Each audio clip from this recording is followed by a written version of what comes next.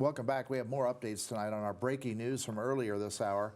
All Oregon schools, grades K through 12, will close from Monday the 16th through Tuesday the 31st. We are working right now to confirm any further details from local school districts and other instruction to parents. But for now, here's how it happened. Governor Kate Brown announced the planned closures tonight after feedback from superintendents and school board members this week. She says schools are experiencing, quote, critical shortages in staff elsewhere in the state. And she also says students are more susceptible to contracting severe cases of COVID-19, much like the elderly community. Department of Education will look into how this will impact the school year, whether it'll stretch into the summer. In the meantime, the Early Learning Division will support child care programs for families in need. I figured once Seven Peaks made the announcement today that they'd be canceling school for 3 weeks, that other schools in Central Oregon would follow suit. Didn't realize that it would be actually Governor Kate Brown who would make that announcement today. Well, I mean, it makes sense, too, because all the schools, well, at least locally, will have their spring break in that period, too. Yeah.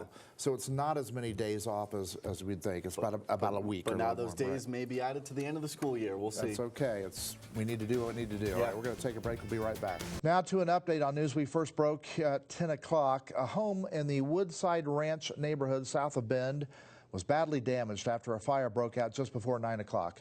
Max Goldwasser was on the scene as crews knocked down the fire. Max, you were able to speak to the neighbors who called it in.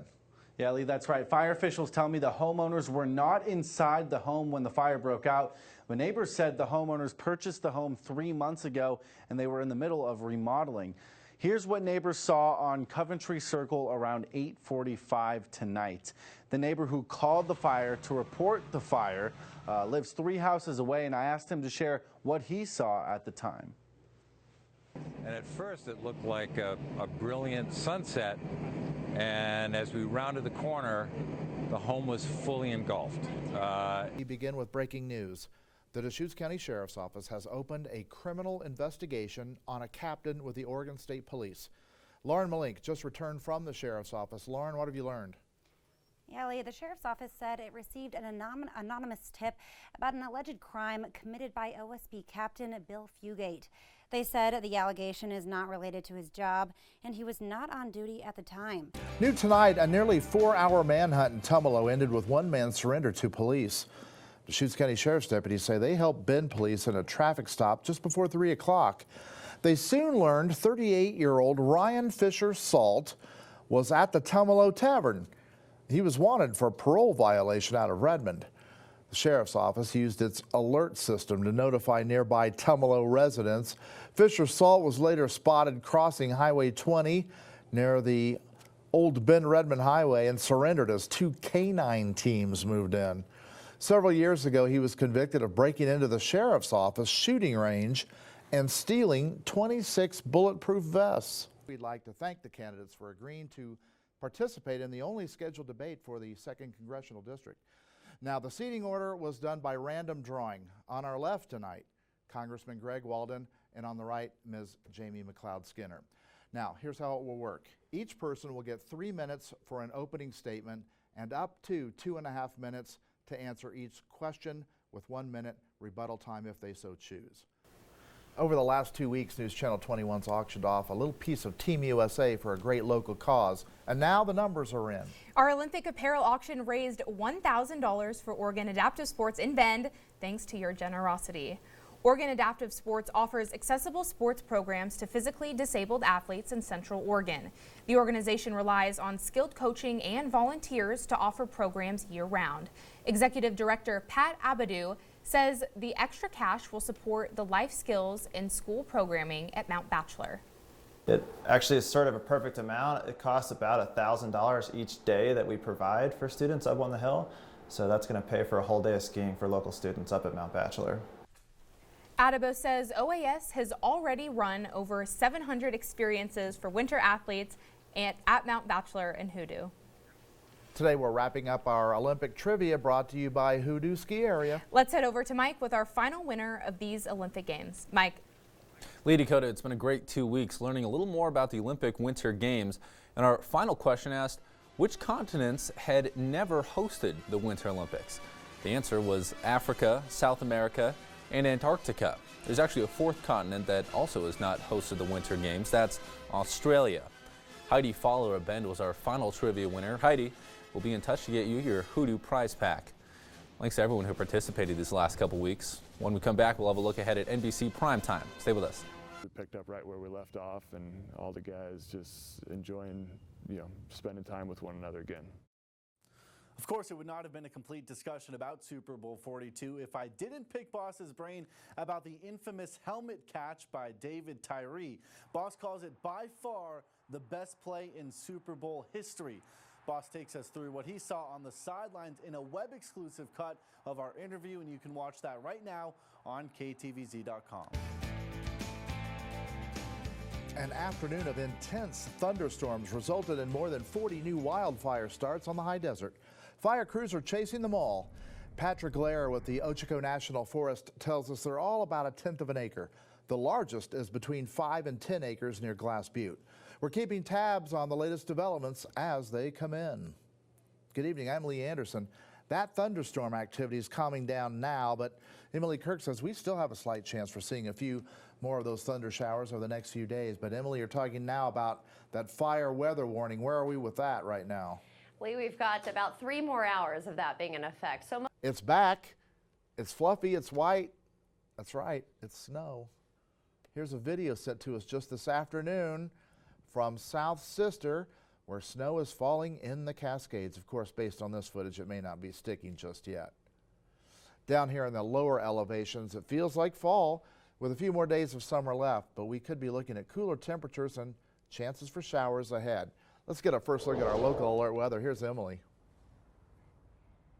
Well, Lee, we just covered all 3 seasons in a few stories there. So we're seeing a little bit of snow at the top of South Sister. Snow levels are actually pretty low, but because of the cool air that's dropped in, that's why we're seeing these low snow levels. Now for Central Oregon this afternoon, it is chilly outside. Glad I got a coat on. And we are looking at clouds overhead. Now a few breaks in the clouds, so we are seeing just a mixed bag for today. As we're looking at Mount Bachelor, you can see the top of the mountain is covered. We haven't been able to really... The city of Bend's under a weather emergency tonight as cold temperatures move in. Jacob Larson joins us with a first look at our forecast. But first, Jacob, you say some warming shelters are scrambling to prepare. Lee, some nonprofits and local fire departments spent much of the day making sure there would be enough beds for people seeking shelter tonight. The Bend Fire Department's working with city officials and local nonprofits to help increase capacity at most warming shelters. But Fire Marshal Larry Medina says it's early in the season for this to happen. There's 2 things. Usually we have snow followed with cold temperatures, and which makes it very risky for those that are outside sleeping or camping at night and trying to find them shelter. So October is pretty early. Traditionally, it seems like we've opened them up around Thanksgiving or Christmas. The emergency declaration allows alternative shelter facilities to house the homeless overnight when temperatures drop below 25 degrees. So far, 1 church has applied. Shelters must pass a fire safety inspection and be equipped with sprinklers and smoke alarms and have an evacuation plan. Bend City Council will ratify the declaration next week. It'll be in effect until April. And we're already seeing those temperatures dipping down into the 30s. Many of us going to see temperatures overnight tonight down into the teens, even the single digits. 36 degrees right now in Sisters. It's 33 in Lapine. 30. Oregon's mountain passes are bracing for up to a foot of snow overnight and into tomorrow. Oregon State Police are partnering with Mothers Against Drunk Driving and local law enforcement agencies for increased enforcement this weekend. And not only is tomorrow a travel day, the Civil War game's set for 1 p.m. in Corvallis. Good evening, I'm Lee Anderson. Happy Thanksgiving, everyone. Things were cold and rainy here in the region today, and there's even a slight chance we can see some snow here on the lower elevations. Jacob Larson joins us with our first look at the local alert weather forecast. Now, Jacob? Well, that's right, Lee. It's been a busy 24 hours for Thanksgiving travelers, to say the least. Just take a look at this map from FlightAware.com. It's tracked more than 113,000 arrivals nationwide in just 24 hours, and that was as of 8 o'clock tonight. At Roberts Field, just 31 parking spots remain open at this hour. You can check this camera on the airport's website. And TSA projects this year will be the busiest for air travel. AAA estimates more than 54 million Americans will travel this weekend, period. For drivers, some showers from today will turn to snow and ice on the passes tonight. You can see that wet sheen there on the road surface on ODOT's Trip Check cameras. Good evening, I'm Lee Anderson. Emily Kirk says it's far from over. We're looking at some heavy showers tomorrow and some strong gusts of wind for Thanksgiving. Emily? Well, Lee, that's exactly right. We're seeing showers wrap up across the Cascades with the satellite and radar, mostly cloudy skies across the passes deep in the ocean at 1:45. No word on any injuries on the mainland. Well, this comes after people across the world found themselves dropping and taking cover today during the annual Great Shakeout earthquake drill. Emergency management agencies and other organizations across the state have worked with communities to share information and promote preparedness. Today, students at Roseland Elementary in La Pine learned firsthand what they should do in the event of an earthquake. The principal of Roseland told News Channel 21 students and staff members watched videos and even did drills. Well, you never know when an earthquake's going to happen. We hear a lot about the big earthquake that could come to the Pacific subduction zone that could affect even our area. And if students are in our care at school, we want to be sure that they know how to stay safe so we can keep them safe and avoid any injury in the event of any natural disaster. Roseland Elementary students participate in 2 different natural disaster drills every calendar month. Employees and volunteers at TC Resale and Donation Center in Bend say today's strong winds were responsible for glass shattering at their store. Max Goldwasser joins us with more details. Max, what happened there? Well, Emily, the store typically has a large sign sitting out front showing prospective customers what sales are going on. And earlier this afternoon, that sign got caught in the wind and slammed straight into a window. This is the sign right here featuring a Halloween sale. It's nearly 6 feet tall and it's on wheels. I'm told the wheels are typically locked up when it's sitting outside the store, and today was no different. Still, the wind was strong enough to move the sign with enough force to break a window. Immediately, I had set down the furniture I was carrying because I heard this loud crashing sound, and then I looked and I was like, oh my God, because there was like a lady who was screaming and like she was kind of freaking out. She was scared because it was just coming down, and I was kind of shocked and stuff. So I was like, and I remember just everybody was standing around just kind of like because it was like a slow process. It was like in slow motion because it was just coming down and it just would not stop. It's a big piece of glass, so it felt like forever. What is the measurement? The window that shattered is right next to the cash register, and in fact, one of our directors, Alicia Hasha, was the customer checking out when it happened. She says it was scary, but she's glad no one got hurt. And to err on the safe side, several employees told me they will be using a different sales sign moving forward. Emily Kirk joins us again now. Emily, you say the winds tonight will continue to be breezy. Well, Max, we're not done with the winds yet. Our winds are about 10 to 15 miles per hour right now out of the southwest. So blustery winds at times tonight after a gusty day, obviously, for today. Our winds were gusting around 25 miles per hour. So for the overnights, expect sustained winds anywhere from 10 to 15. So we will see some showers here dwindling this evening. Our temperatures for tomorrow relatively unchanged. We'll be in the mid-50s again for tomorrow, and then for the weekend, actually a bit cooler. You see low 50s down to our south for highs for today. The Willamette Valley didn't make it out of the 60s. It was 64 degrees, however, in the Dalles, and low 60s for Pendleton. Much cooler this weekend, and it's off to a rainy start. I've got details in our extended forecast in a few minutes. We're back after this. This is a News Channel 21 fire alert. A fire off of Rickard Road in Bend put drinking water at risk for some families. An electrical panel for the pump house sparked the fire on Tuesday, and it quickly spread to a large pine tree and burned about half an acre of grass fields. Firefighters were able to react fast and put the flames out before it took off. Luckily, the homeowner was able to report the fire before the situation got out of hand. The owner noticed that the pumps quit working, and he got on scene and saw a fire at the base of the pole holding an electric meter. And then it spread to a large pine tree, a very pitchy pine tree with a lot of duff and needles under it. And the fire took off, burned about a half an acre of grass mostly. There was minor damage done to the pump house by the fire. About 15 homes in the area are dependent on that pump house for their drinking water supply. Here is a quick morning update on the wildfires burning nearby. The Nina Springs fire on the Warm Springs Reservation is 80% contained. Investigators say it was human-caused and is burning at 40,000 acres. And the Millie fire has grown to 260 acres and is only 2% contained. That fire is burning 8 miles west of Sisters.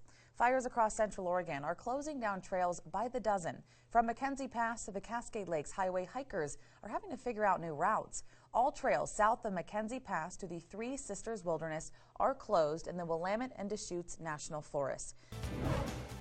The substation fire is being investigated as possible arson. It's burned more than 50,000 acres and forced the evacuations of more than 900 homes. The man who died yesterday has been identified as 64-year-old John Ruby. Authorities say it appears he was on a tractor trying to cut a fire line around a neighbor's property to prevent the fire from advancing.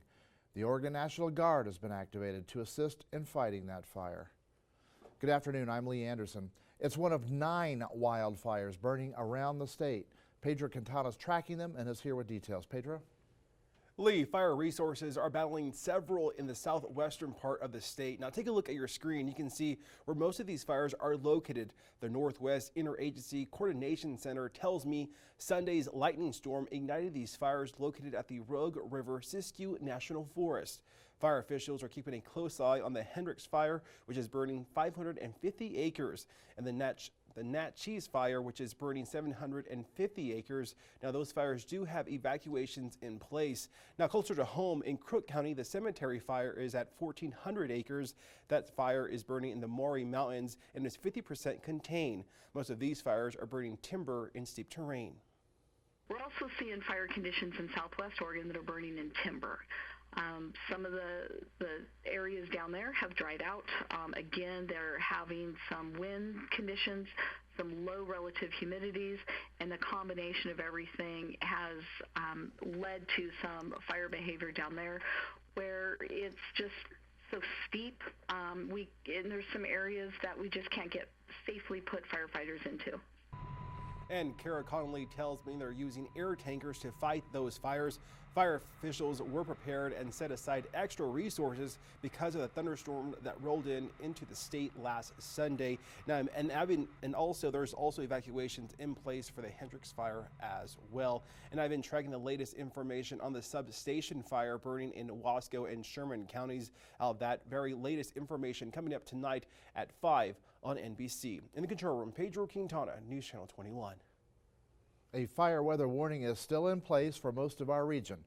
We are looking at a very dry forecast. Emily Kirk says temperatures will stay on the warm side. Let's get a first look at the local alert weather. Here's Emily.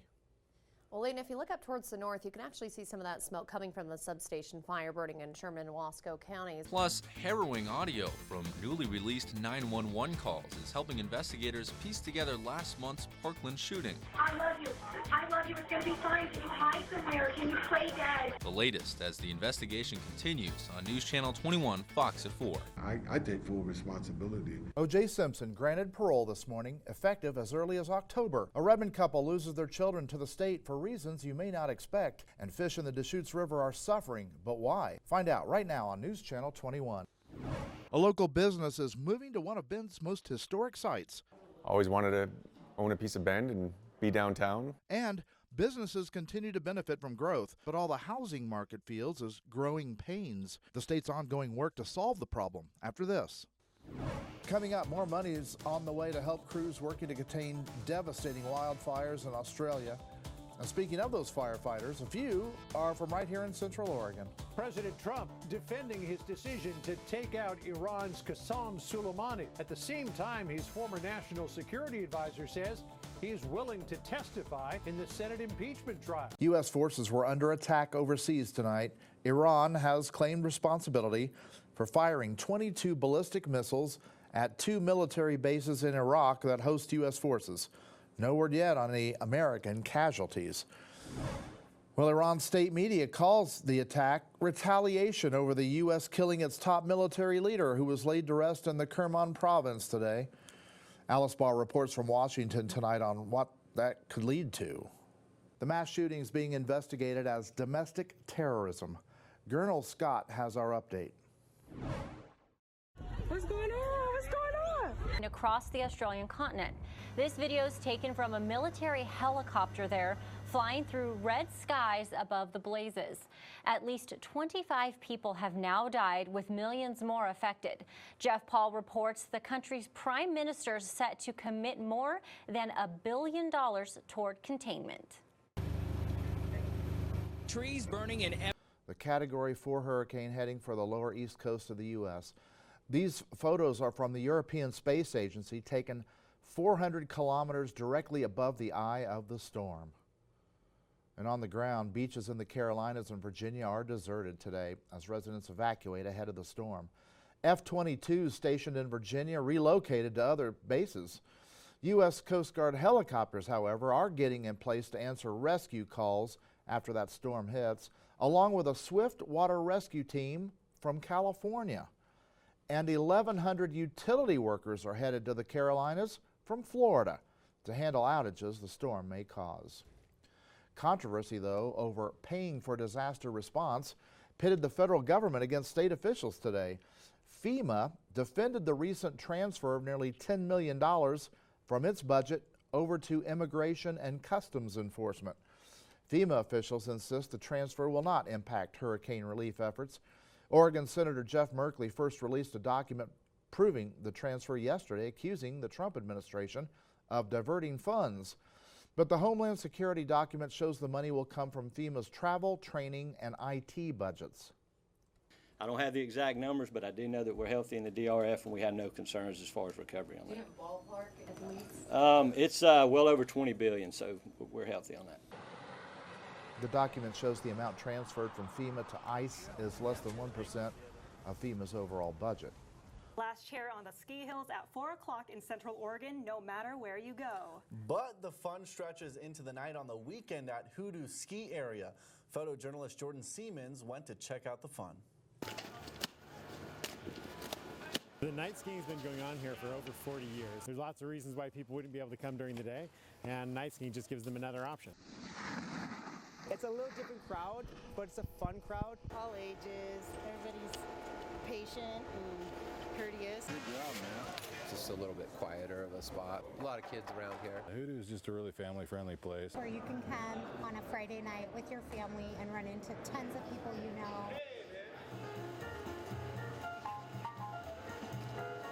People are here happy, enjoying themselves at a slower pace. Everybody's here to just have a good time. And there's runs for everyone. They've got easy rides, but also hard rides. Last year, we were able to open up and expand night skiing quite a bit. We basically tripled the size of it. It used to be just really the Easy Rider and Manzanita, but then they opened Ed's Chair, and that's just been a whole nother area that they can ski and do tricks. The new lights, huge difference. Ticket sales have instantly doubled. Now with 2 lifts and much more terrain, the lines are essentially nothing. It's a lot more open. You can just go do your own thing. And if you don't know how to ski, they have lessons. First thing they're going to do is they're going to fill out a rental form. Are you skiing or snowboarding today? After they fill out a rental form, they're going to talk to the cashier, take all that, get your lift ticket. Once you get here, we're going to ask you what size shoes you wear, and we're going to get you fitted in a boot. Get you out on the hill. During the day, you see everything, but at night, you don't. And so you have contours. It's kind of adventurous. It felt like I was in the sky above outer space. It's really calm and beautiful. When you have great weather on a night skiing night, there's nothing like it. You can night ski and take part in other free events at Hoodoo's annual Winter Carnival happening this Saturday, February 8th. Night skiing runs Thursday through Saturday every weekend until March 30th. There's a discount for lift tickets. Check out skihoodoo.com for details. It's lit. That's cool. I had to say that. It's cool for people who know how to ski. That's not me. I'm a big skier. Still haven't had the time to go check out night skiing at Hoodoo, but you said you learned to ski. I learned to ski at Hoodoo. Yeah, not at night during the day, but they've had the night skiing. I think they just brought it back recently. But you've never done night skiing there, I guess. No, I should go check it out though. It's a date. Yeah. Not for me. I'm not a skier, Great. No. We'll see you back at 10 o'clock Central Oregon. Our basketball edition of the Big Playback tips off tonight at 11 on NBC. Max Goldwasser has a look ahead. Thanks, Lee. I'll have highlights from the Bend, Redmond, and Madras Mountain View games from this week, plus a whole lot more.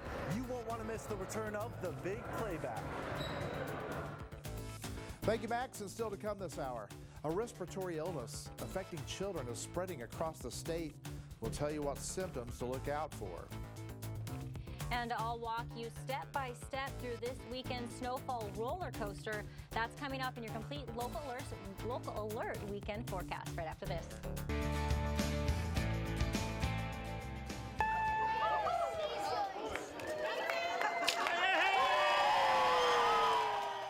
Well, it took a few tries, but Bend's newest elementary school is ready for its first day of classes. This afternoon's ribbon-cutting ceremony officially welcomed students, parents, and staff to North Star Elementary off O.B. Riley and Cooley Roads.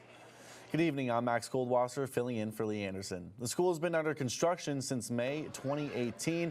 We're told roughly 250 students are enrolled for this school year, but school was built to house about 600, addressing an issue felt in just about every classroom district-wide. Having this school ready for our students this year really helps balance enrollment and alleviate overcrowding at our elementary schools. We have so many people moving in from out of the area that in order to provide a great education, we have to make sure our class sizes are staying small and also safe. Speaking of which, North Star Elementary features a secure front entrance, and that's a feature the district's been rolling out across all schools as a part of a 2017 construction bond passed by voters. The bond also paid for this elementary school as well as a new high school opening in Southeast Bend in 2021. Tonight, we also spoke with the woman behind the name of North Star Elementary, who says she hoped it would inspire a sort of mantra for students and staff. It's a star in the sky that when you're lost can help you find your way. That's exactly what elementary school is about. It's about setting kids on a path, hopefully to their own North Star. Joan Ross's submission beat out hundreds of others, and the district's board of directors took a final vote to choose North Star as the school's name. Students start classes there next Wednesday, September 4th. Samantha Henry and Will Lucas are on their way home. They're the Central Oregonians detained in Malaysia for the past 8 days. As you can imagine, Samantha's father, Aaron Henry, was emotional, but he also says it's his best day ever, knowing his daughter and her boyfriend are coming home. Henry says Samantha's been living in a 4x6 cell with no cot at the Malaysian detention center. Will's been staying in a cell with 9 other men who did not speak any English.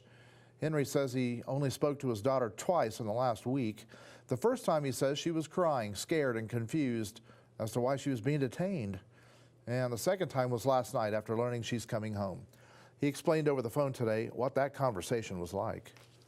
So we've been on this roller coaster, right? Ups and downs and corkscrews and highs and lows, and you get to this point where you're afraid to celebrate. You're afraid to feel happy because you just don't know. Something else could happen. Or maybe she gets detained again. You know, we don't know. And so as a parent, we went through so many emotions.